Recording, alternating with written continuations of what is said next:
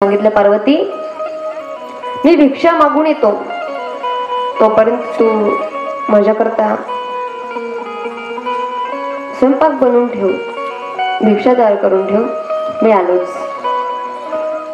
भगवान महादेव पार्वतीवर सतीवर केवढं प्रेम करतात ऐका. महादेव कैलासावर फेरी मारण्याकरता गेले आणि अगदी 10-15 मिनिटाच्या नंतर तिथे नारद महर्षी आले. नारायण नारायण नावाचा जप केला आणि म्हणाले, माता पार्वती मी असं ऐकलंय की जे महादेव आहेत ना हे तुमच्यावर खूप प्रेम करतात. म्हणले हो, तुमच्यापासून कोणतीही गोष्ट लपवत नाही. म्हणे नाही, आपणही करतो ना असं कधीतरी. काही लोक एखादी गोष्ट आपल्या भावाला सांगत नाही, आपल्या वडिलांना सांगतात. काही आपल्या वडिलांना सांगत नाही, आईला सांगतात.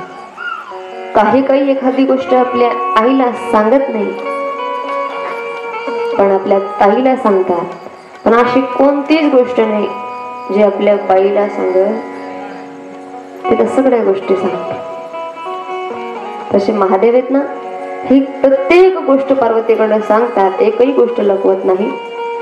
नारद महर्षींनी विचारलं, का हो पार्वती माता, भगवान महादेव तुमच्यावर खूप प्रेम करतात, तुमच्याकडून एकही वस्तू लपवत नाही. म्हणले नाही, पण का हो त्यांच्या गळ्यामध्ये जी कवट्यांची माळ आहे ती माळ कोणाची हे तुम्हाला सांगितलं का?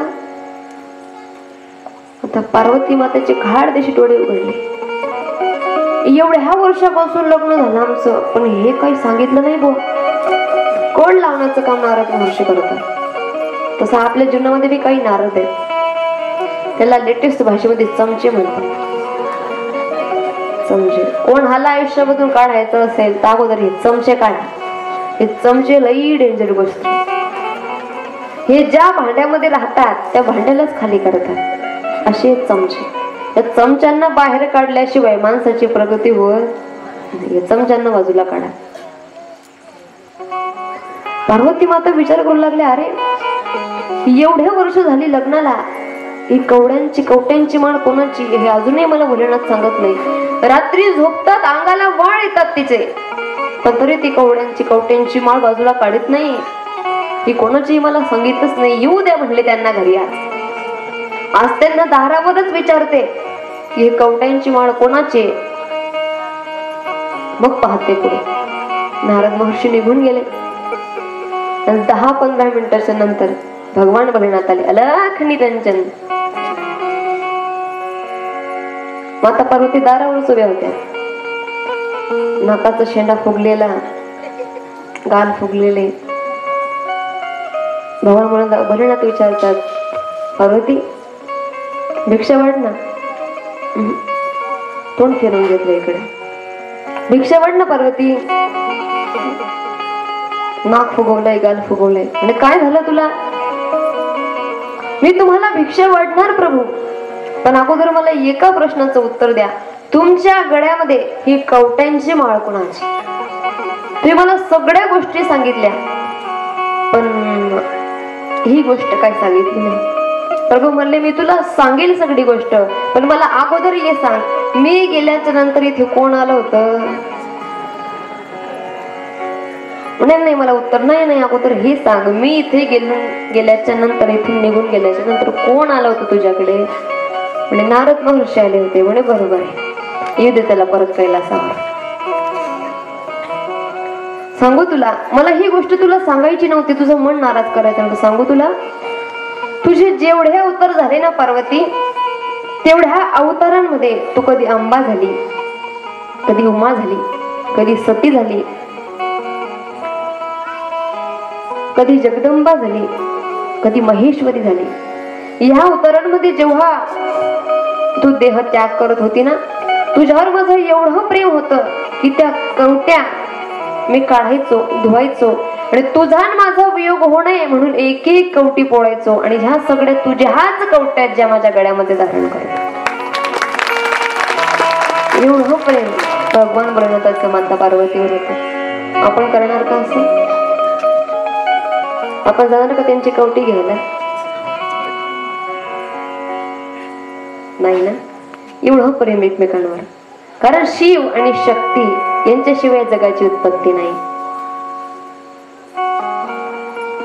भगवान बोलण्यात अगोदर नाही म्हणत होते मला लग्न नाही करायचं, कारण माझी सती गेली ना, मला कोणाशी लग्न नाही करायचं. पण ऐका, भगवान महादेवाने सृष्टीचा विस्तार व्हावा याच्या करिता माता पार्वतीशी लग्न केलं. काही लोकांना अजून एक प्रश्न पडतो ताई, महादेवाच्या जटेमध्ये ही गंगा काय, ही कुठून आली, हिचा विस्तार काय, हिला येण्याचं कारण काय? तर ते कारण मी आज तुमच्या समोर मांडणार आहे.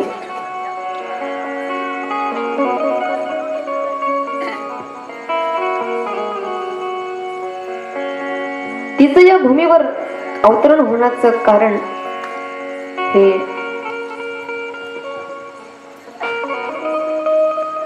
एका सुंदर कथेमध्ये आलंय. ती कथा अशा राजाची आहे. या शिवपुराणामधून जी ही गोष्ट तुम्हाला ऐकायला मिळेल ना, ती अंतःकरणपूर्वक ऐका. अंतःकरणपूर्वक ऐकल्याच्या नंतर त्याचं फळ अगणित आहे. एक काहुक नावाचा राजा होता. त्याच्या शत्रूला त्याच्यापासून भीती वाटू लागली आणि म्हणून त्याच्या शत्रूने त्याला मारून टाकले. जीव घेतला त्याचा. त्याची पत्नी, अगोदर कसं होतं, पती वारल्याच्या नंतर सती जायची प्रथा होती. त्याची पत्नी सती जायला निघाली.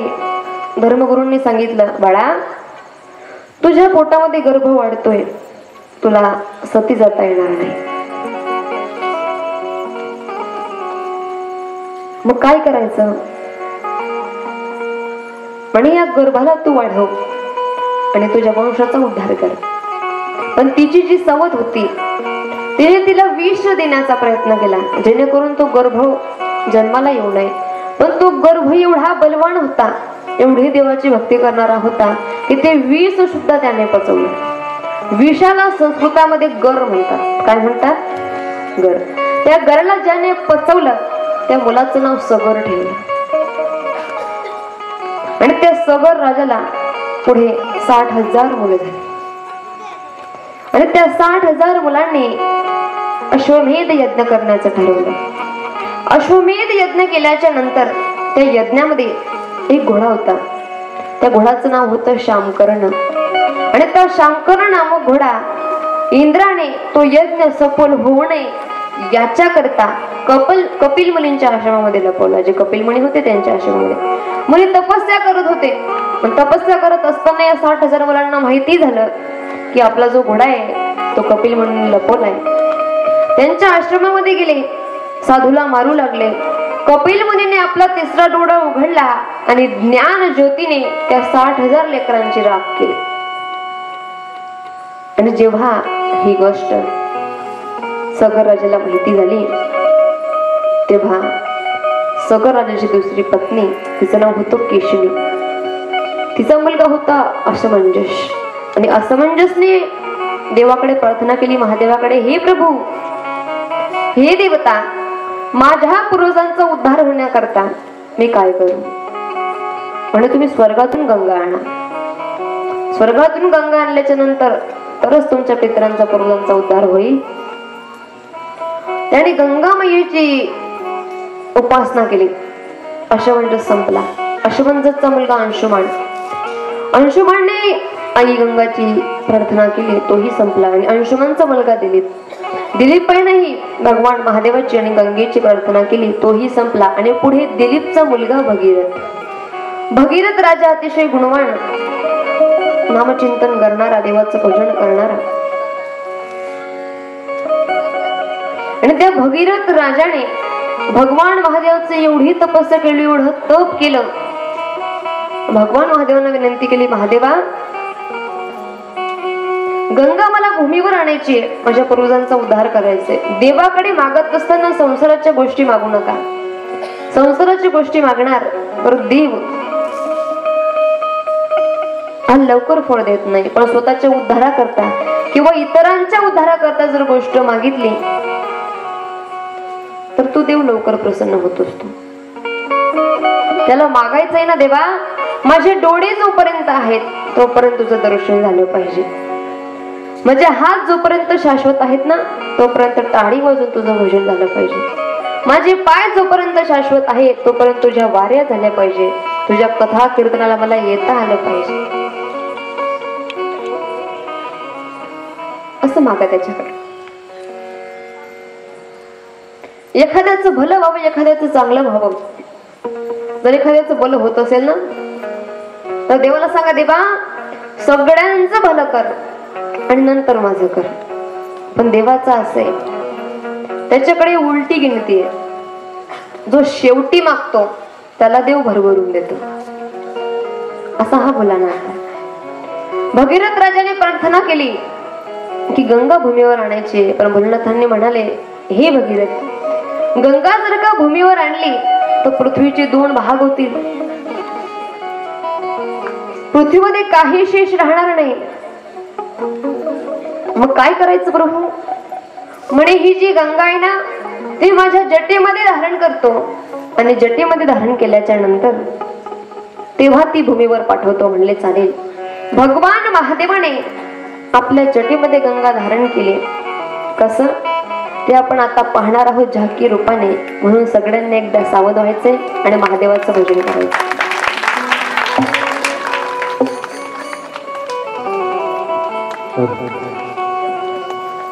स्वागतम शंभो स्वागतम शंभो स्वागतम शंभो स्वागतम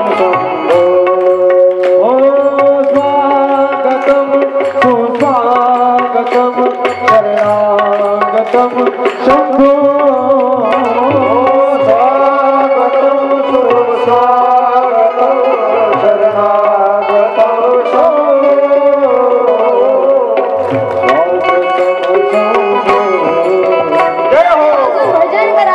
सुस्वागतम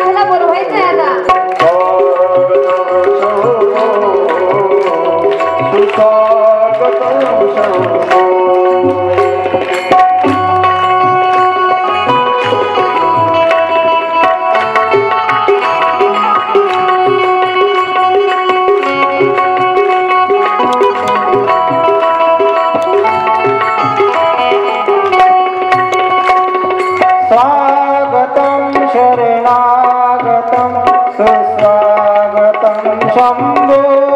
शंभो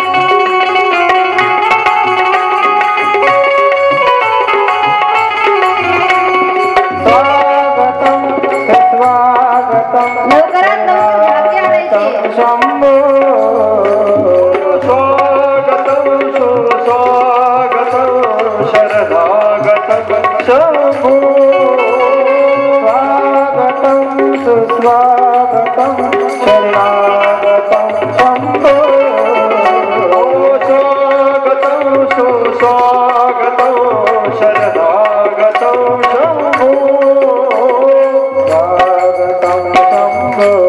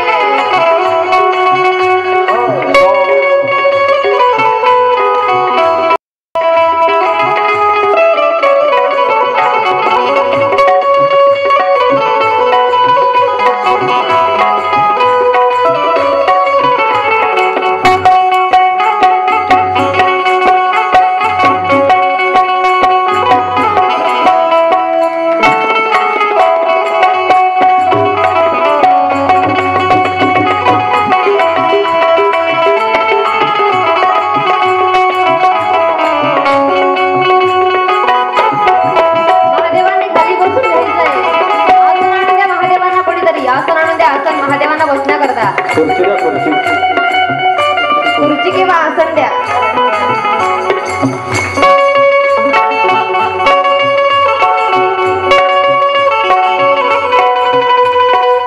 महादेवांनी बसून घ्या, असं नसतं व्हायचं. आता आपण दर्शन घेणार आहोत गंगा मैयेचं.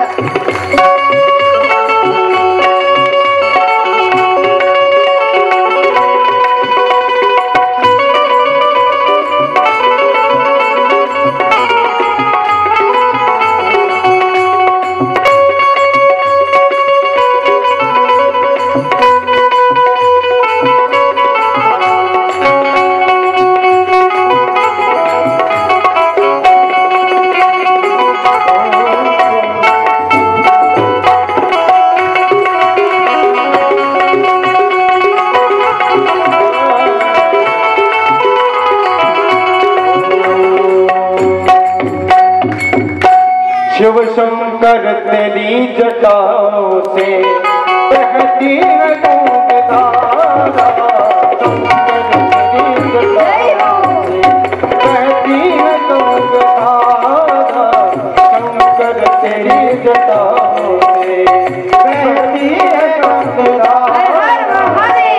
शंकर तेरी जटाओं से बहती है गंगाधारा. शिव शंकर तेरी जटाओं से बहती है गंगाधारा.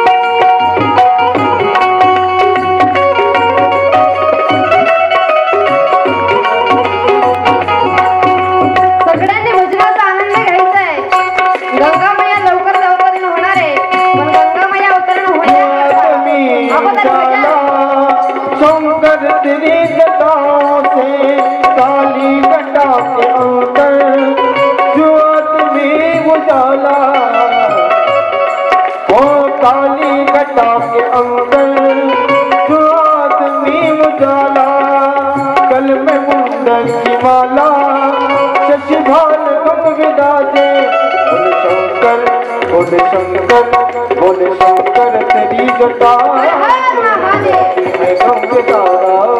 शंकर तेरी जटाओं से बहती है गंगाधारा. शंकर तेरी जटाओं से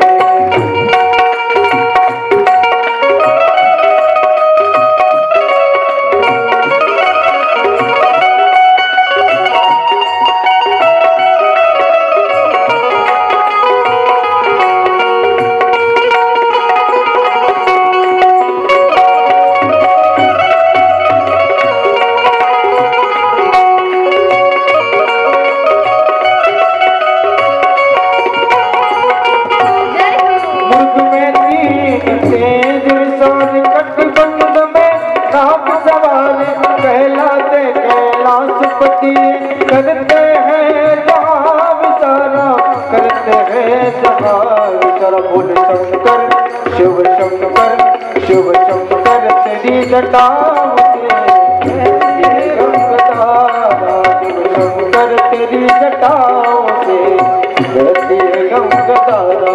शंकर तेरी जटाओं से बहती है गंगाधारा.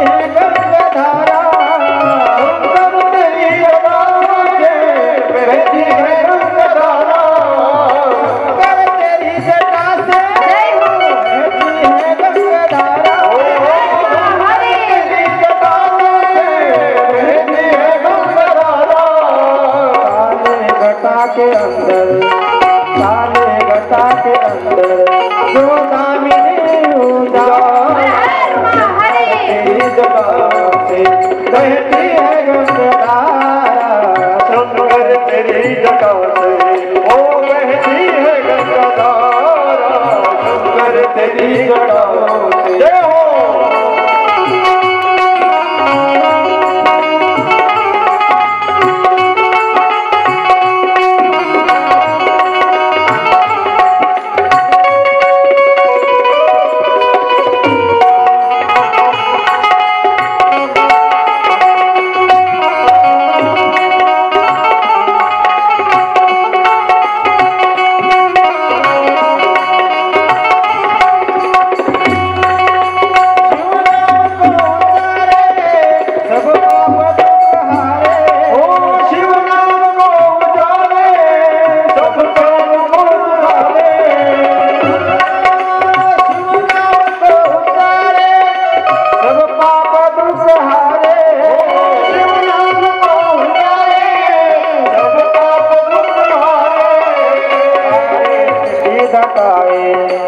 सारे सृष्टि दाताए भव से पार उतारे, शंकर तेरी जटा से, शंकर तेरी जटा से बहती है गंगाधारा, शंकर तेरी जटा से।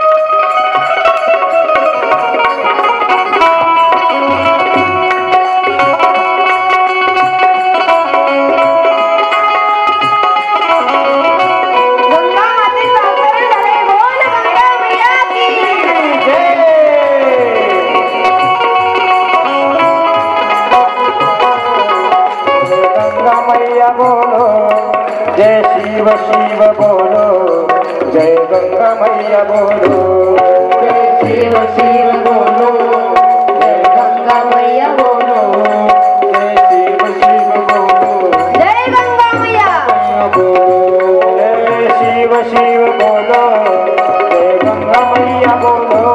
सगळ्यांनी गंगा मैयाचं दर्शन घ्यायचंय। जय गंगा मैया बोलो, जय शिव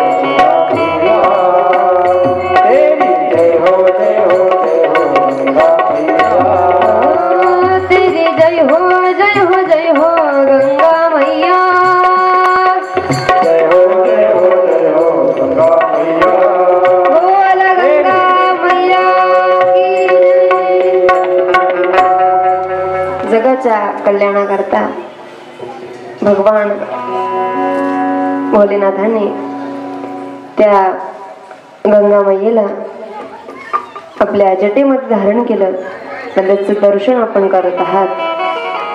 ज्यांना या सुंदर झाकीसाठी ओढणी करायची त्या अगोदर ज्यांनी ही झाकी बनवली त्याच्याकरता एकदा जोरदार टाळ्या दिल्या पाहिजे।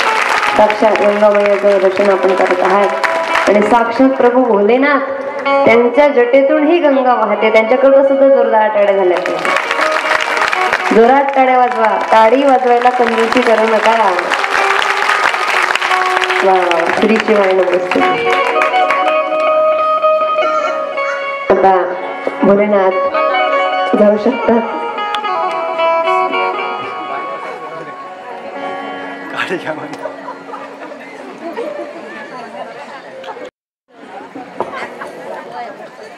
सगळ्यांनी आपल्या एकदा जागेवर उभं राहायचंय आणि एका सुंदर भजनाचा आनंद घ्यायचा आहे. काशीमध्ये महादेवांनी गौरा मैयाला फिरण्याकरता नेलेलं आहे आणि तिथे दुकाने उघडलेले आहे सगळे. आणि त्या दुकानीमध्ये महादेव विचारतायत का ग तुला काय हवंय. त्यावेळेस गौराणी सांगते काय ते भजन आपण ऐकूया. सगळ्यांनी जागेवर उभं आणि भजनाचा आनंद घ्या.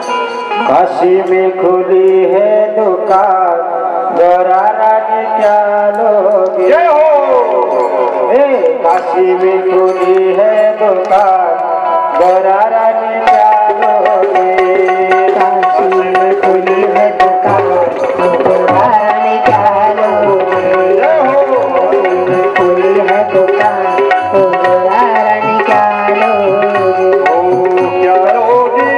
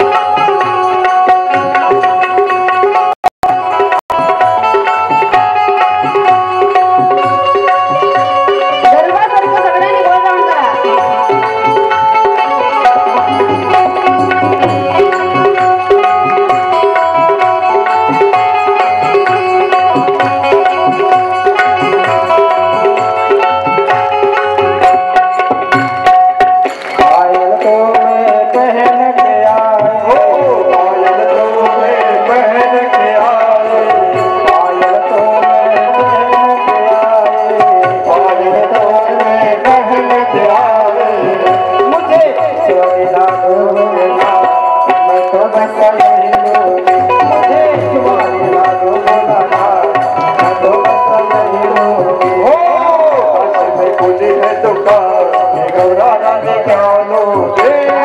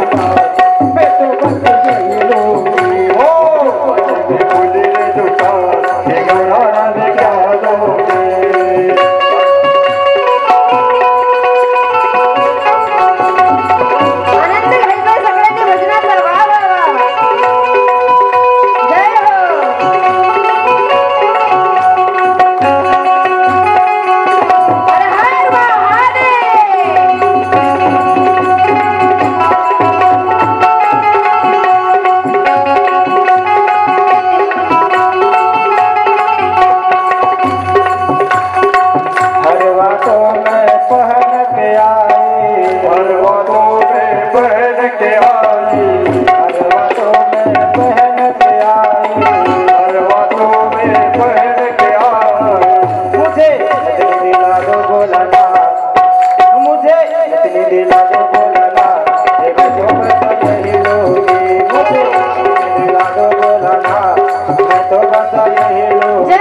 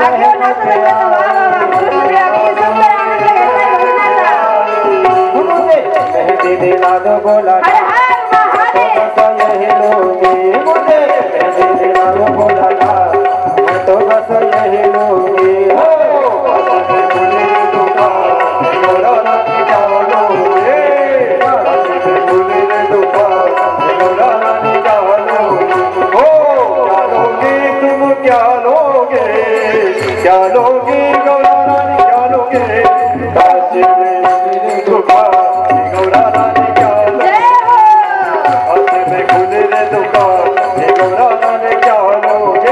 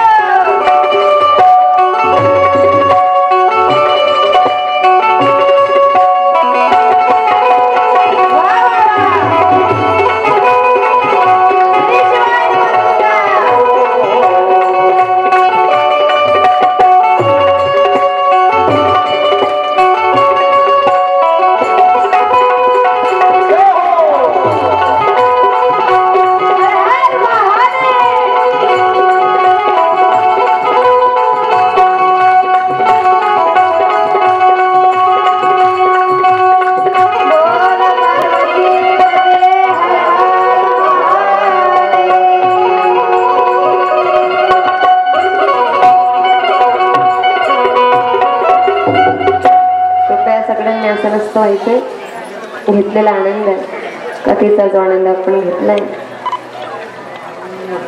जे श्रवण केलंय त्या श्रवणाचं फळ आपल्याला भगवान महादेवाकडून मागायचं आहे. तर सगळ्यांनी कृपया जागेवर बसा.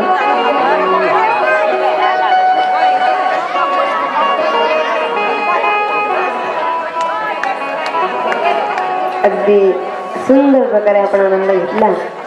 पुरुष मंडळी, महिला मंडळ सगळ्यांनी खूप सुंदर प्रकारे आनंद घेतलेला आहे. एकदा तुम्ही स्वतः करता काढ्या वाजून घ्या. श्री शिवाय. वा.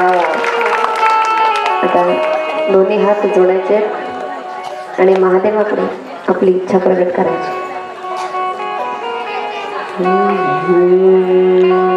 श्री शिवाय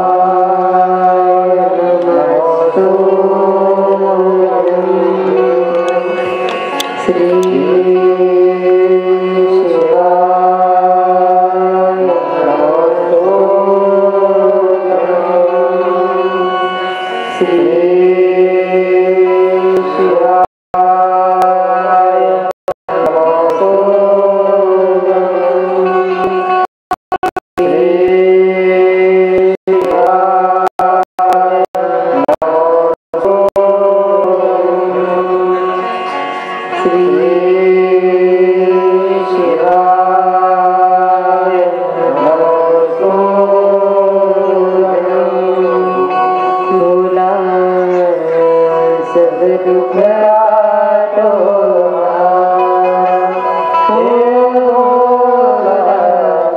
सब दुख काटो हे शिव शंकर मंगलकारी शमशानवासी हमारा सब दुख काटो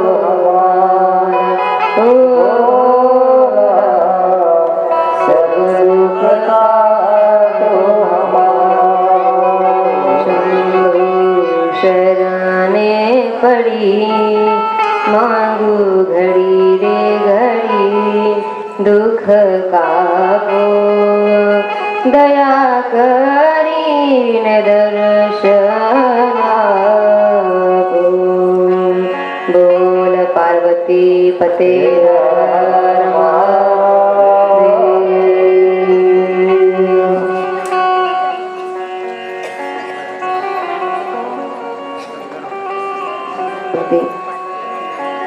श्रद्धायुक्त अंतकरणाने आपण महादेवाला हाक मारलेली आपल्या करता नक्कीच धाव देणार आहे. आता भगवान महादेवांना त्यांच्या महालाकडे आपण पाठवणार आहोत. कृपया भगवान महादेवांनी आता गंगा सुद्धा भूमीवर आलेली आहे जटेमधून, त्यामुळे आता भगवान महादेव आपल्या महालाकडे आपल्या कैलास पर्वतावर जाऊ शकतात. एकदा सगळ्यांनी महादेवाकरता टाळ्या वाजवायच्या.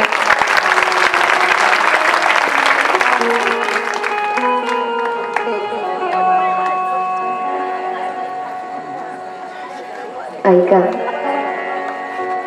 भगीरथ राजाने भूमीवर गंगेचं अवतरण केलं आणि आपल्या भगवान महादेव आता जातात त्यांच्याकरता एकदा धून वाजवा बरं. धून वाजवा धून.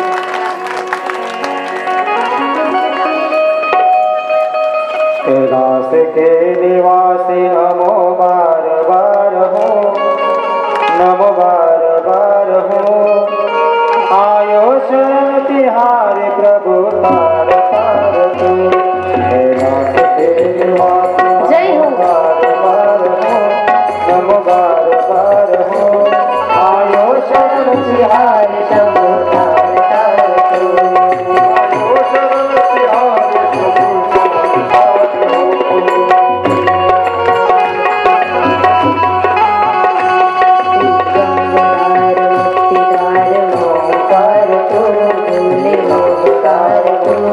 आयो शरण तिहार शंभो तार तार तू.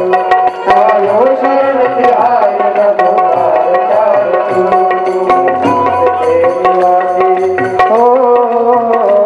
कैलास के निवासी नमो बार बार हो, नमो बार बार हो, आयो शरण तिहार शंभो तार तार. हर हर महादेव शंभो शंकर.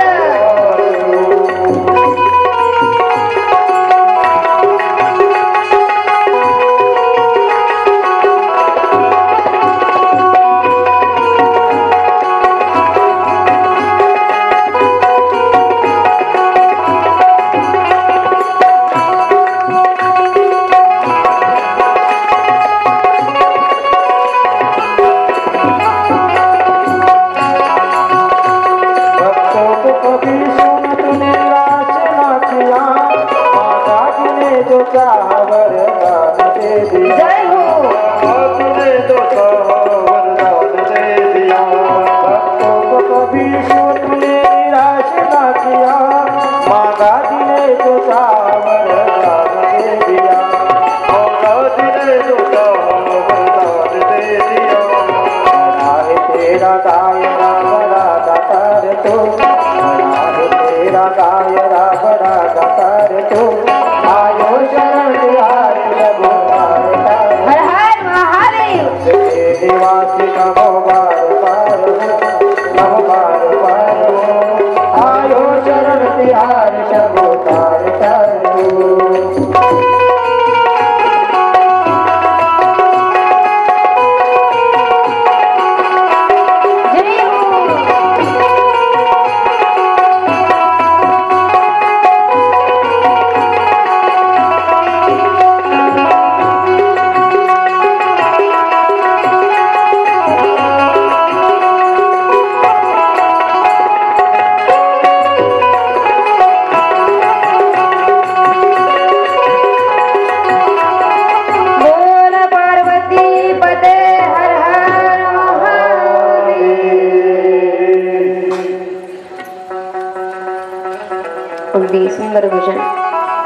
आपल्या मंडळींनी म्हटलंय त्यांच्याकरता एकदा जोरदार टाळ्या झाल्या पाहिजे. अगदी 4-5 दिवसापासून आपल्याला सुंदर भजनाचा आनंद देत आहेत संपूर्ण ही आमची टीम.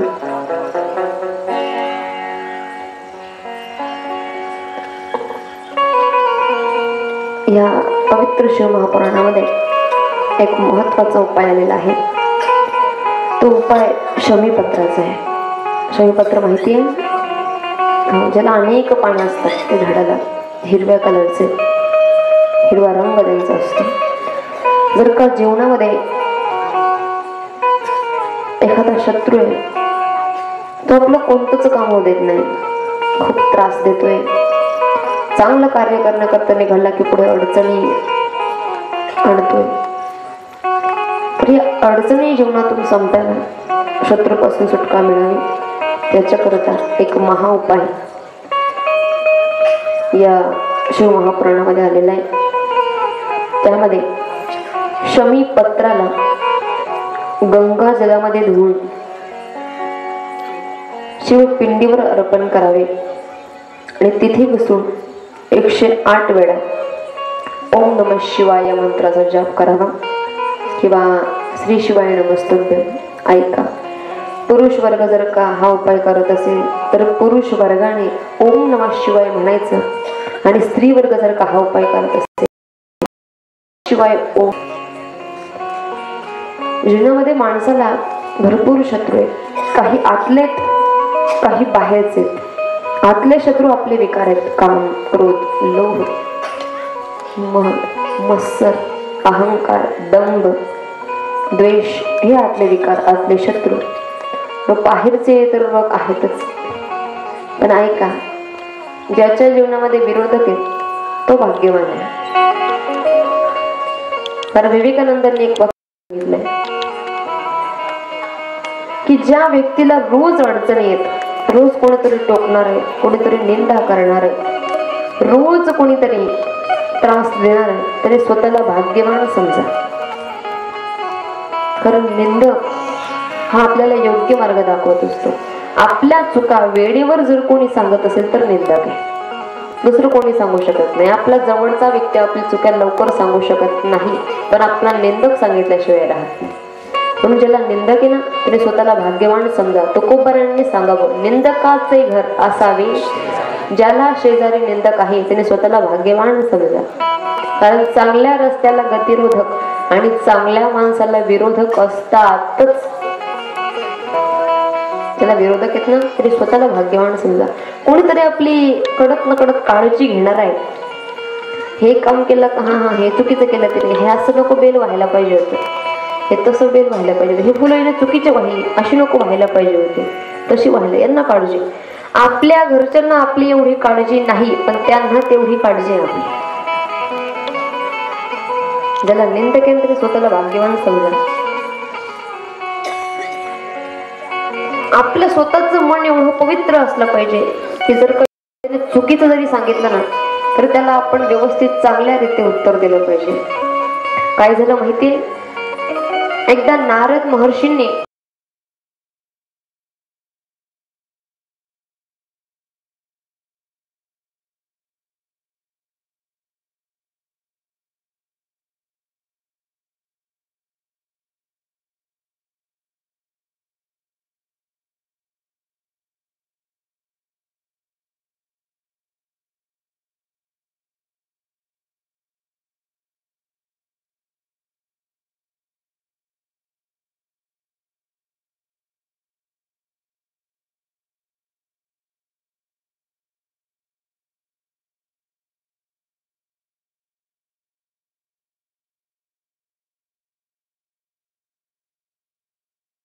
म्हणाले की हे नारद महर्षी माझी परीक्षा घेत आहेत, यांना मुक्का मार दिला पाहिजे.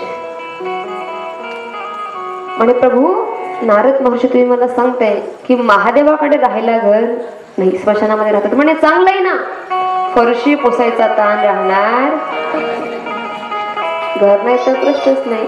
अहो पार्वती मैया अंगावर कपडे सुद्धा घालत नाही ते. म्हणे चांगले, कपडे धुवायचा ताण राहणार. अहो पार्वती मैया भिक्षा मागून आणतात ते. म्हणे चांगलं आहे ना,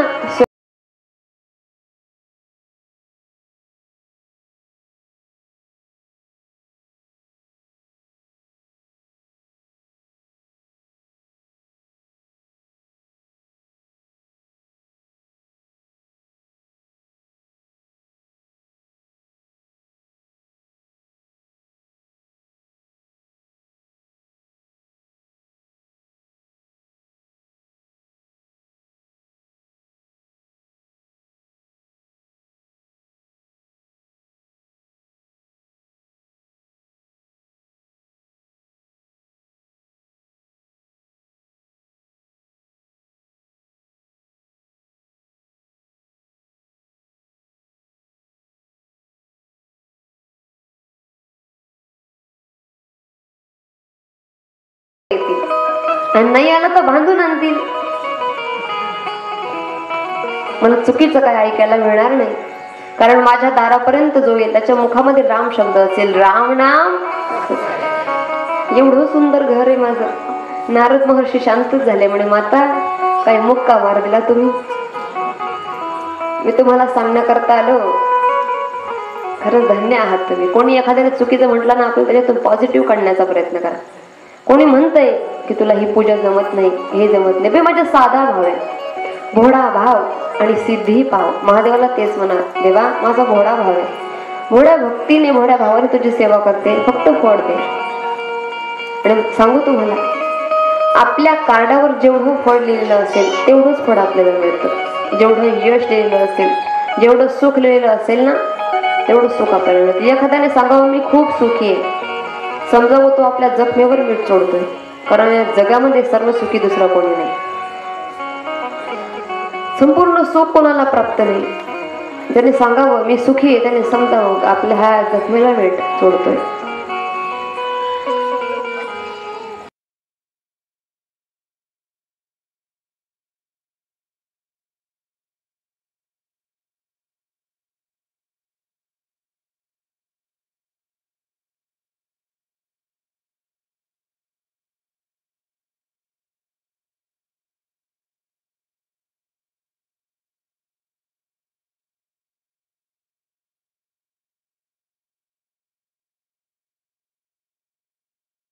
त्याच्या वडिलांनी सांगावं शुकदेवा पडू नका ना, सांगा काय कारण आहे. प्रभू मला सुख ही गोष्ट, या जगामध्ये सुख ही भावना आहे. पण सांगू तुम्हाला, आम्ही वाक्य कालही तुम्हाला सांगितलं होतं, माना तो मोज है वरना समस्या हर रोज आहे. रोज दुःख आहे, रोज टेन्शन आहे, पण सुख मानता आलं पाहिजे. सुख ही भावना. एखादं म्हणत असेल मी खूप सुखी आहे, समजावं हा आपल्या जखमेवर मीठ सोडतोय. सगळं सुखी कोणी नाही. कुणाकडे खायला भरपूर आहे पण तो खाऊ देत नाही. कुणाकडे खायला काहीच नाही पण पोटातली भूक शांत होत नाही. कोणाकडे कपडे घालायला एवढाही कपाट भरलेली आहे पण हवे ते कपडे घालता येत नाही. फिरण्याकरता गाडी आहे, एसी सगळं, पण जीवाला सुख नाही. सर्व सुखी दुसरं कोणी नाही बरं. काहीला सुनबाई नाही म्हणून इच्छा आहे सुनबाई आली पाहिजे, आणि काहीला चार चार आहे ते विचार करता ये माहेरी केव्हा जाते. ते माहेरी गेल्या की आम्हाला शुद्ध तुपातला शिरा खायला मिळेल. सुखी कोणी नाही, सगळे दुखी आहे. पण एवढे या जगाची रीत आहे की मुखवटा बदलून जीवन जगायचं असतं. कितीही दुःख असलं तरी चेहऱ्यावर आनंद ठेवा. महादेवाकडे जा, त्याला सांगा हे प्रभू भोलेनाथ आयुष्यात खूप दुःख आहे माझं, तू जाणतोस. जसं बापाला आपण सांगतो बाबा असं असं माझं घर आहे, तसं आपल्या बापाला, आपल्या भगवंताला, आपल्या पित्याला सांगा हे भोलेनाथ जीवनामध्ये एवढ्या अडचणी आहेत, अडचणी तू सोडवशील, मला विश्वास तू नक्की सोडवेल, तो आपल्याकरता नक्की धावून येईल. भगवान महादेवांनी माता पार्वतीशी लग्न केलं आणि त्याचं सगळ्यात मोठं कारण होतं जो तारकासूर नावाचा राक्षस होता. त्या तारकासूर नावाच्या राक्षसाने पाहिलं सतीमातेने जेव्हा अग्नीमध्ये उडी घेतली त्या दिवसापासून भगवान भोलेनाथ हे वैरागी झाले, लग्न करणार नाही. हे त्याला माहिती झालं की आता भोलेनाथ लग्न करत नाही, आणि जर का भोलेनाथ लग्न करणार नाही तर यांचा पुत्र उत्पन्न होणार नाही. त्यांनी तप केलं ब्रह्मदेवाचं, ओम ब्रह्माय नमः, ओम ब्रह्माय नमः असं त्यांनी खूप वर्ष तप केलं. आणि ब्रह्मदेव त्याला प्रसन्न झाले. म्हणतात बाबा हे राक्षसा मग तुला काय मागायचं, मी तुझ्यावर प्रसन्न आहे. तो राक्षस म्हणाला ब्रह्माजी तुम्हाला वर द्यायचं असेल मला असं वर द्या की मी अमर राहिलो पाहिजे, माझा जीव जाऊ नये किंवा मी मरू नये. ब्रह्मदेव हसून म्हणाले दादा या जगामध्ये जगाचा नियम आहे, जो जन्माला आला त्याला जावं लागतं, त्याचा काळ वेळ ठरलेला आहे. कोणीही या ठिकाणी राहण्याकरता आला नाही, सगळी जाणार आहे, तुलाही एक दिवस जावं लागेल. तो म्हणाला नाही मला अमर राहायचंय, मी हे तप त्याच्याकरता केलं, दुसरं वरदान माग. आता त्याला माहिती होतं महादेव परत लग्न करणार नाही कारण सती मातांनी अग्नित उडी घेतलेली. त्याने सांगितलं महादेवापासून जे संतान उत्पन्न होईल त्याच संतान, तीच संतान माझं वध करू शकेल असं वर म्हणाले. ब्रह्मदेवाने तथास्तु म्हटलं आणि अंतर्ध्यान झाले. अंतर्ध्यान झाल्याच्या नंतर तुझा तारकासूर आहे तो परत परत स्वर्गावर वार करतो, परत परत देवतांना त्रास देतो, इंद्राला त्रास देतो, नारदाला त्रास देतो, देवतांना त्रास देतोय. देवता घाबरलीत, काय करावं प्रश्न पडला. इकडे ब्रह्मदेवांनी प्रस्ताव सांगितला आणि महादेव आणि पार्वतीचं लग्न आपण कालच पाहिलं. अतिशय आपण आनंदात हा सोहळा पार पडला. आणि पुढे जाऊन माता पार्वती आणि भगवान भोलेनाथ यांच्या उदरी एका सुंदर कुमाराने जन्म घेतला आणि त्याचं नाव झालं कार्तिकी. बोलो कार्तिक भगवान की जय. त्यांचं नाव कार्तिकेय ठेवण्यात आलं. आणि त्या कार्तिक भगवानांनी जेव्हा अवतार घेतला तेव्हा जो तारकासूर होता त्याला कंप सुटला की आता माझं वध करण्याकरता जन्माला आलेला हा जो कार्तिक स्वामी आहे, आता मी मरणार आहे ही गोष्ट त्याला माहिती पडली. जेव्हा माणसाला मी मरणार आहे असं माहिती होतं ना, तेव्हा माणसाचे सगळे इंद्रिय कार्य करतात. एक आजोबा होते, आजोबांनी कधी आयुष्यामध्ये दान केलं नाही, धर्म केले नाही, कधी आई वडिलांची सेवा नाही, कधी संतांची सेवा नाही, संतांचं पूजन नाही, कधी कोणाला वस्त्रदान नाही, शय्यादान नाही. आणि एका ब्राह्मणाकडे ते आपला हात पाहण्याकरता गेले. ब्राह्मणाने सांगितलं, हे बघा 10 दिवसाच्या नंतर तुम्ही मरणार आहे, तुम्हाला काय पुण्य करायचं ते करून घ्या. म्हातारा काय साधं नव्हतं, म्हाताराकडे 50 कोटी ची संपत्ती होती, 500 बिघे एकर त्याच्याकडे शेती होती. एवढा श्रीमंत, पण दान द्यायची दानत नाही, मोकळ्या हाताने सरळ हाताने कोणतीही गोष्ट करायची त्याची इच्छा नाही. त्याला ब्राह्मणाने सांगितलं की तुम्ही 10 दिवसामध्ये देह त्यागणार आहे. त्याने विचार केला 10 दिवसामध्ये मी मरणार आहे, माझ्या मागे पुढे कोणी नाही. त्याने सगळं दहन वाटून दिलं, जेवढं होतं तेवढं सगळं वाटलं. भीतीमुळे, मरणारे या भीतीमुळे वाटलं. त्याचं पुण्य एवढं वाढू लागलं, एवढं वाढू लागलं. 10 दिवस पूर्ण झाले, म्हातारा खाटेवर पडला, पण जीव काय जाईना. ब्राह्मणाला बोलवलं, का हो ब्राह्मण बुवा, तुम्ही सांगितलं होतं की मी 10 दिवसानंतर मरणार आहे. ब्राह्मण म्हणाले, दादा तुम्ही एवढं पुण्य केलं की आता तुम्हाला अजून 100 वर्ष आयुष्य मिळेल. भीतीपोटी माणूस असं करत असतो. भीतीपोटी काही काही लोकांचा प्राणही गेला. केव्हा? कोरोनामध्ये. त्यांना कोरोना नव्हता तरी धास्तेवढे काही लोक गेले. भीती एवढी भयानक आहे महाराज, खूप भयानक बरं का. ही माणसाला काय काय करायला लावते याचा भरोसा नाही. तारकासूरला भीती वाटू लागली, आता माझा वध होणार आहे. संपूर्ण शक्ती त्याने एकत्र केली आणि देवतांशी युद्ध केलं. सुरुवातीला ब्रह्मदेवाशी युद्ध केलं, ब्रह्मदेव हारले. त्यानंतर विष्णूशी युद्ध केलं, विष्णू भगवान हारले. इंद्राशी युद्ध केलं, इंद्राला सुद्धा पडवून लावलं, स्वर्ग काबीज केलं. ही बातमी पोहोचली महादेवाकडे आणि महादेवाकडे ही बातमी पोहोचल्यानंतर सगळे देव महादेवाकडे गेले. प्रभू आम्हाला वाचवा, या संकटातून वाचवा. देव देवता सुद्धा महादेवांना विनंती करतात. संकट आल्यावर आपण सुद्धा महादेवाला साकडं घातलं पाहिजे. प्रभू माझ्या आयुष्यामध्ये ही अडचण आहे, तुम्ही सोडवा. ते नक्की सोडवतात. महादेवांना माहिती झालं, कार्तिक स्वामींना तयार केलं. मोरावर बसून कार्तिक स्वामी निघाले आणि कार्तिक स्वामींनी हातामध्ये त्रिशूळ घेतला. तिकडून तारकासूर येतोय. तारकासूर आणि कार्तिक स्वामी दोघांचं भयानक युद्ध चाललंय. आणि त्या युद्धामध्ये कार्तिक स्वामींनी भगवान महादेवाचं नाव घेतलं, हर हर महादेव म्हटलं. त्रिशूळ जसा मारला तसा तारकासूर खाली पडला, त्याचा प्राण गेलेला आहे. हे दृश्य आपण झाकी रूपाने पाहणार आहोत. ती झाकी लवकरच इथे येणार आहे. सगळ्यांनी त्यांचं स्वागत करायचं. स्वागतम शंभो सुस्वागतम शंभो. चला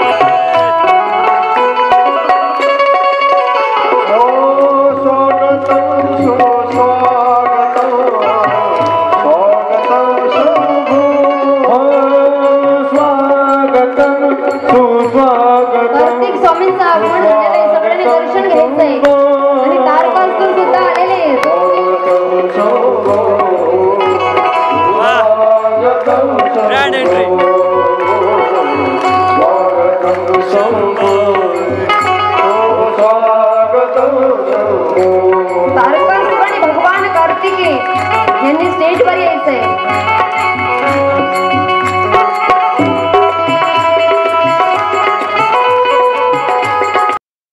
दोघांचं भयानक युद्ध चाललेलं आहे. भगवान कार्तिके तारकासुराला मारण्याचा प्रयत्न करताय. घमासान युद्ध चाललेलं आहे.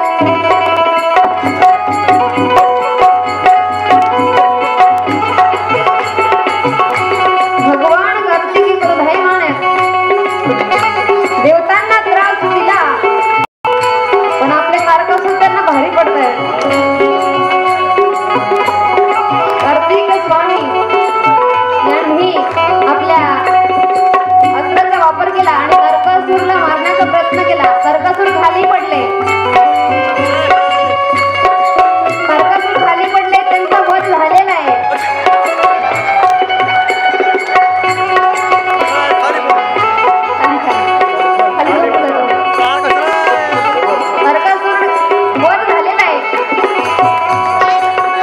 खाली झोपा तुम्ही.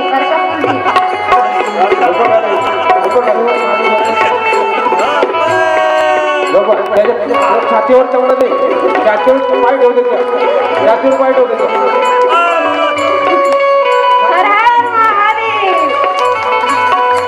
भगवान कार्तिकेयांनी तारकासुराचा वध केलेला आहे.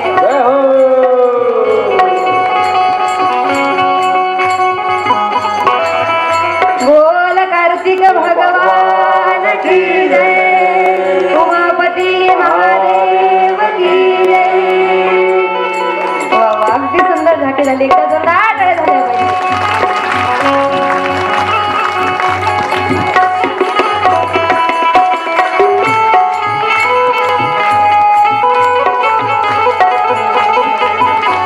पाय काढून घ्या. पाय काढून घ्या. या सुंदर झाकीसाठी एकदा जोरदार टाळ्या झाल्या पाहिजे. भोले बाबा का दीदार चाहिए. लेनो को भोले बाबा का दीदार चाहिए. वो काशी रहने वाला भोलानाथ चाहिए. वो काशी रहने वाला भोलानाथ चाहिए. लेनो को भोले बाबा का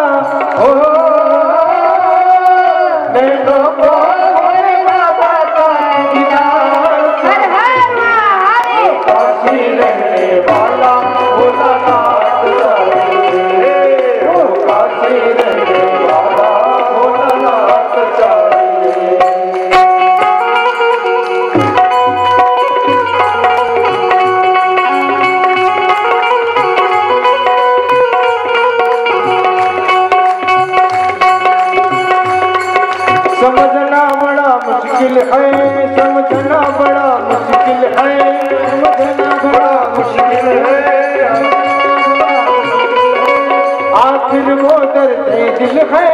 आखिर वो दर्द दिल है. आखिर वो दर्द दिल है. आखिर वो दर्द दिल है. सच्चा लगता है. सच्चा दरबार लगा है. भोले की महफिल है. वो काशी रहने वाला भोलानाथ चाहिए. वो काशी रहने वाला भोलानाथ चाहिए. भोले लोगों भोले बाबा का दीदार. भोले बाबा का दीदार चाहिए. वो काशी रहने वाला भोलानाथ चाहिए. वो काशी रहने वाला भोलानाथ चाहिए.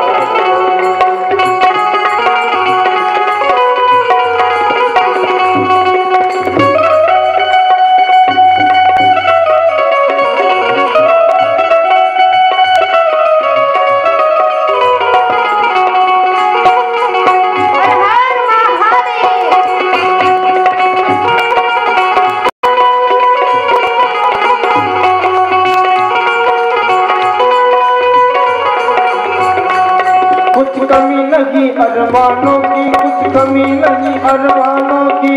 कमी नहीं अरमानों की. कुछ कमी नहीं अरमानों की.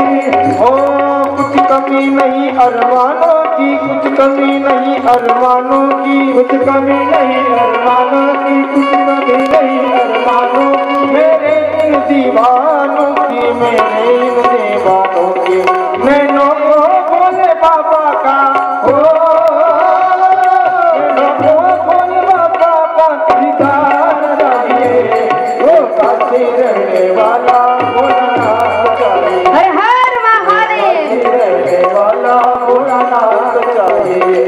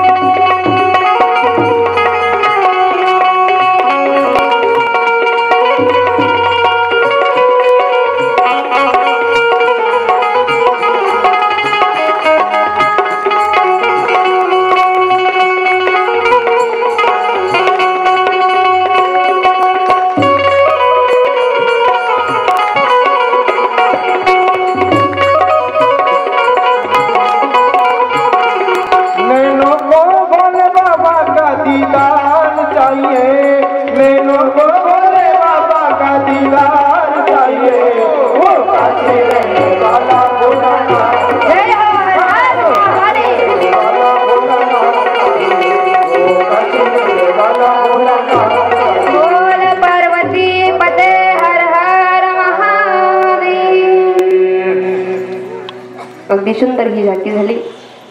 आता नरकासूर आणि कार्तिकेय जाऊ शकतात. एक त्यांच्याकरता जोरदार टाळ्या वाजवायच्या.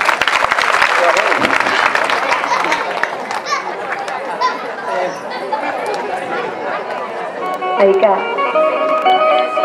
भगवान महादेव आणि माता पार्वती पासून भगवान स्वामी त्यांचा जन्म झाला आणि तारकासुराचा वध त्यांनी केला.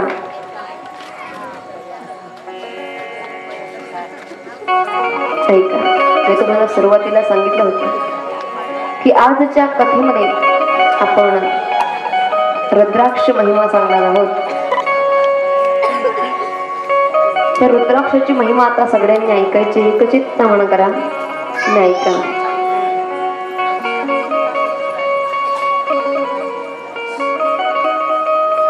द्रविड देशामध्ये एक धर्म नावाचा कुमार, तो राजाचा मुलगा आहे आणि त्या राजाचा प्रधान, त्या मुलाचं नाव तारक आहे. द्रविड देशाचा राजा आणि त्याचा मुलगा सुधर्म आणि त्या राजाचा प्रधान आणि त्या प्रधानाचा मुलगा तारक, हे दोघी राजकुमार आहेत.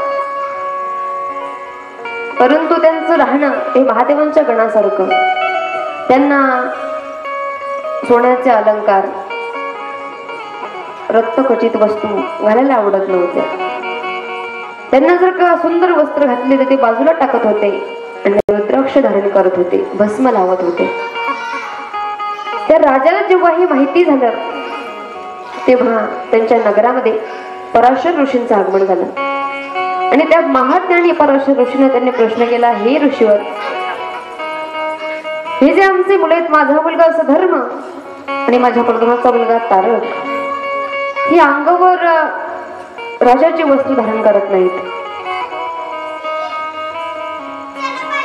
रत्न सोनं हे ते परिधान करत नाही, चांगले कपडे परिधान करत नाही, ते कपडे बाजूला काढून फेकतात, डोळ्यामध्ये रुद्राक्ष धारण करतात, महादेवाचं भजन करतात, पिंड तयार करतात. याचं मागचं कारण काय? पराशर ऋषीने दिव्य दृष्टीने पाहिलं आणि त्यांना समजलं. त्यांनी जेव्हा ती कहाणी सांगितली, ती कथा अशी आहे की नंदी ग्रामामध्ये एक महानंद नावाची धनाढ्य वेश्या राहत होती. ती महादेवाची भक्त होती. तिचे काही नियम होते. कितीही काही झालं तरी महादेवाचं चिंतन, महादेवाचं भजन ती सोडत नव्हती.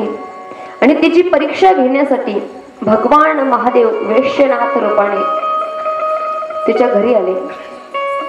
तिची परीक्षा घ्यायची. ही महानंदा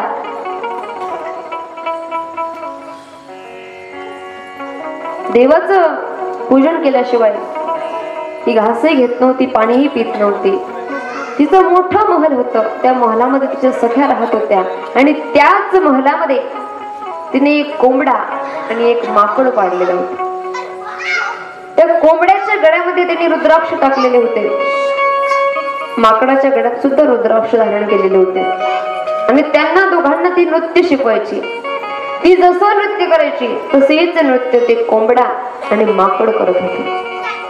आनंदाने त्या दोघांचं पालन पोषण ती करत होती. तिची परीक्षा घेण्याकरता भगवान भोलेनाथ अवश्यनाथ रूपाने तिच्या घरी आले.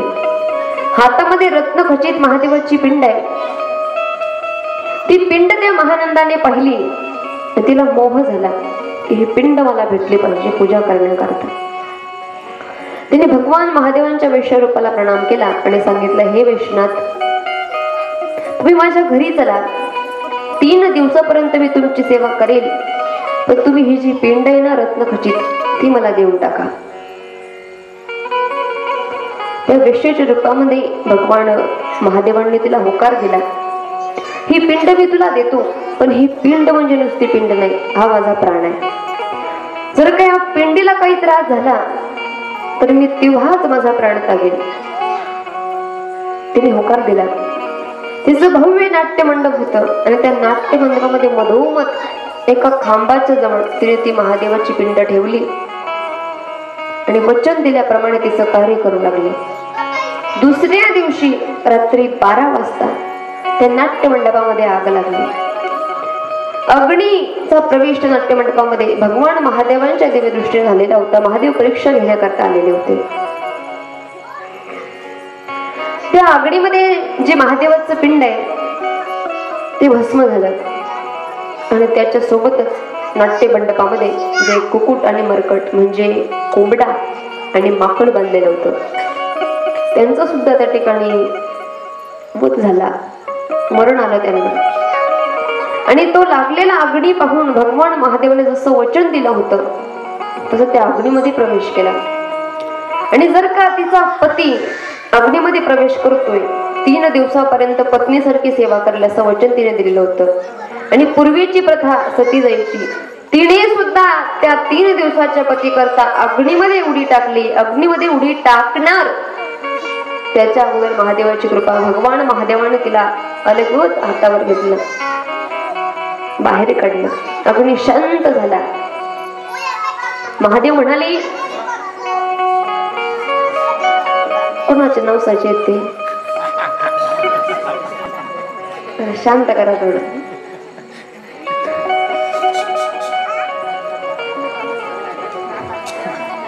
ऐका,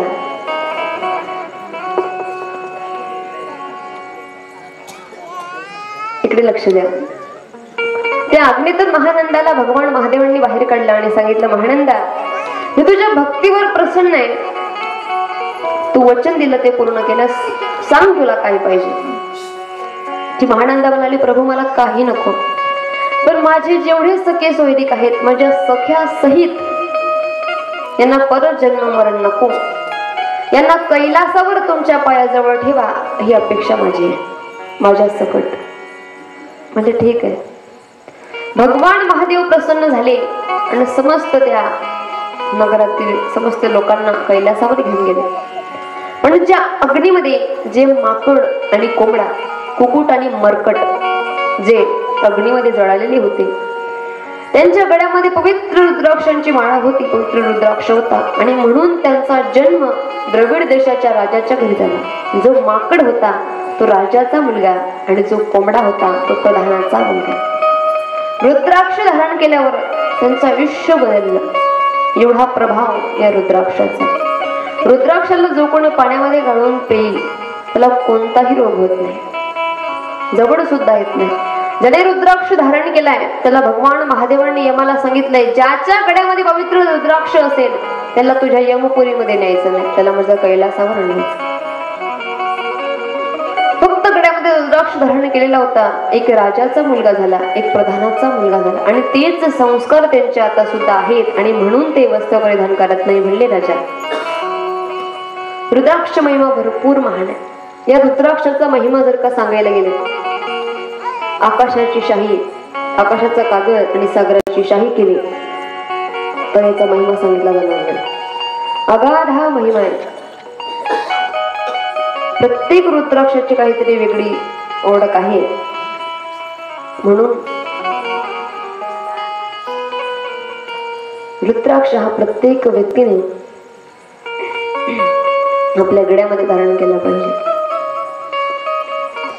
आजची ही पवित्र शिवमहापुराण कथा समाप्तीच्या जवळ आलेली आहे.